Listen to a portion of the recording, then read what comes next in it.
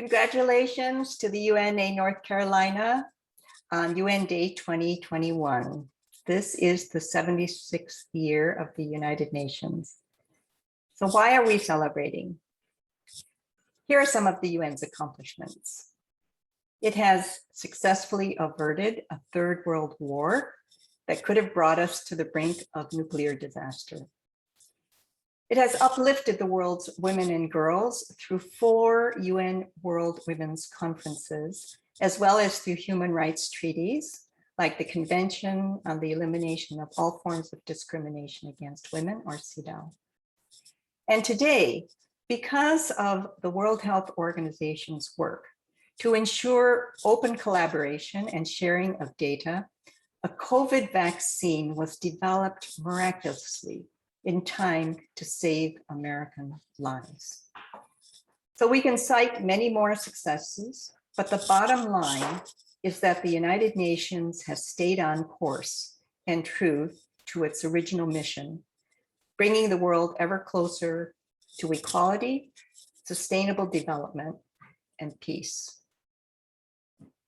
Your organization is an essential part of UN history. I learned that the UNA was created in 1943. That's 2 years before the signing of the UN Charter in San Francisco. Why does this matter today?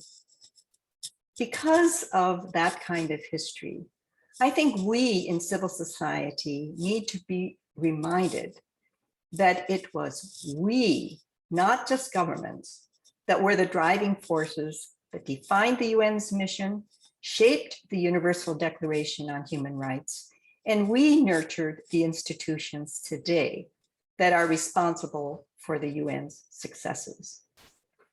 Social movements in all our diversity, and that includes the feminist and women's peace movements at the turn of the century, created the United Nations from its beginnings. And that is why we today also have the right to hold it accountable. So what do I see as an important mission for your organization and the UN's future? I truly believe that organizations like yours can help strengthen the social movements that we see developing for equality, for development, and global peace. We simply cannot depend solely on governments. When young people ask me what they can do to help solve the climate emergency, I tell them vote. When NGOs during the Commission on the Status of Women meeting at the UN make recommendations on issues like how to preserve women's rights to sexual and reproductive health, I say, we need to start feminist voter registration campaigns. The truth is that our votes matter. I learned that after American women got the right to vote, that was somewhere around 1869 to 1920, the child mortality rate in the United States dropped by 8 to 15%. Why? Because we helped change the priorities of American government spending and the institutions that deliver services. So let us take heart. In your local community, remember that in many ways, each of you in this organization serves as an ambassador of the United Nations. Your commitment and actions help bridge the wide gap of ignorance about the UN.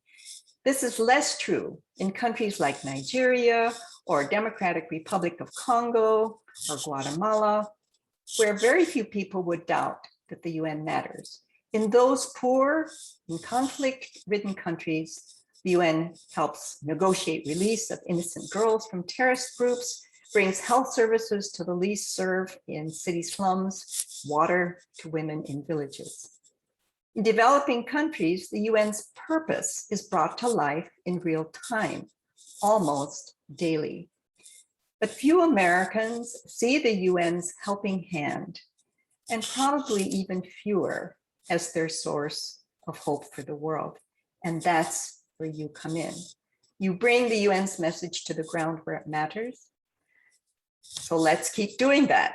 Bring our values of the UN, human rights, to city councils, counties, and states.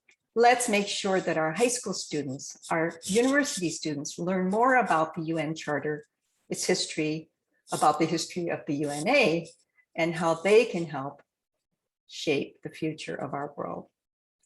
I came here to thank you for the work you do, and I can only promise to help as much as I can.